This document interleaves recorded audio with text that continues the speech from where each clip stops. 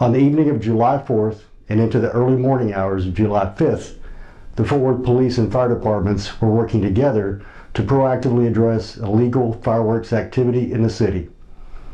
The Fort Worth PD officer and the arson investigator were working as a two-person team assigned to this detail and responding to fireworks complaints.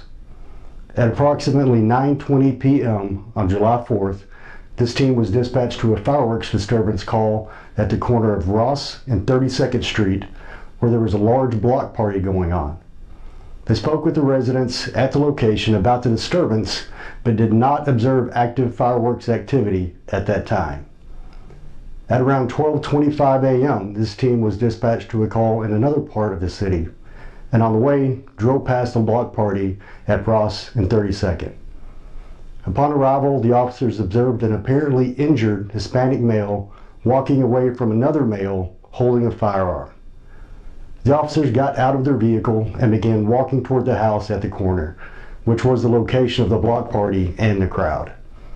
At the same time the officers were stopping to investigate, Fort Worth PD 911 dispatchers received a call from a neighbor about a disturbance with people fighting at the corner of Ross and 32nd Street. Fort Worth Police 1054, what's the address you're calling about? There's a block party on the intersection of Ross Avenue and 32nd. Okay, Ross and 32nd? Yeah, there's a lot of screaming, crying. I think there's a big altercation. It's a big old fight. Okay, yes, ma'am. Oh my God, they just shot.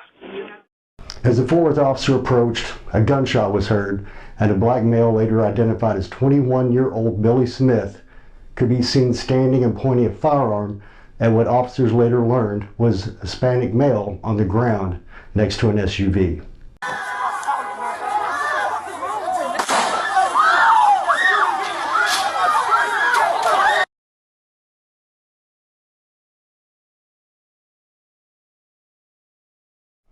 Perceiving an imminent threat to a third party, the Fort Worth officer fired his handgun at Smith, striking him multiple times.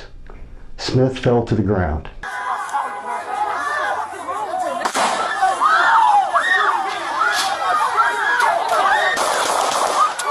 Please get down!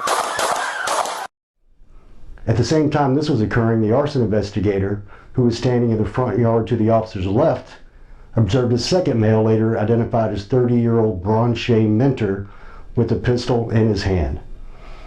The pistol had a weapon light activated which was shining in the direction of officers and the person on the ground. At this moment, officers heard 2 shots fired. Please get down! Please get down!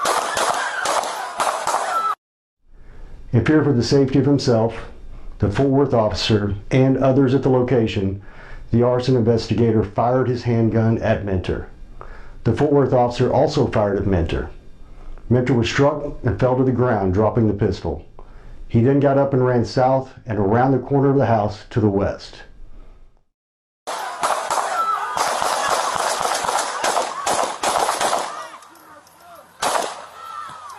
Sit down!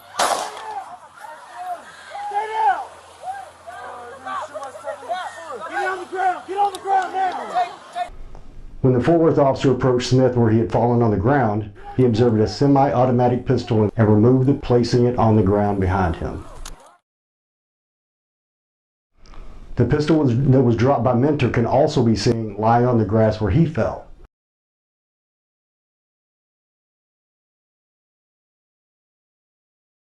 Two spent shell casings matching the caliber of Mentor's pistol were found close by.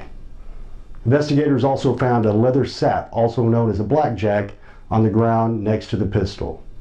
The arson investigator moved to the corner of the house where he encountered a male who was shot in the leg and provided aid to him. During this incident, a Hispanic male was sitting on the curb next to the SUV. He appeared to have been injured. Later, investigation revealed that he had been shot, stabbed, and beaten. The male and a female then left the scene in a vehicle, but officers were able to make contact with them later.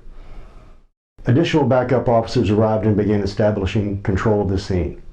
Officers located 2 additional gunshot victims, a male and a female. An additional male was observed on scene with an apparent gunshot wound to the arm. However, that person did not remain on scene, did not identify himself, and investigators have been unable to locate that male. Once MedStar arrived, Smith was pronounced deceased on the scene. Mentor was transported to a local hospital and pronounced deceased at the hospital.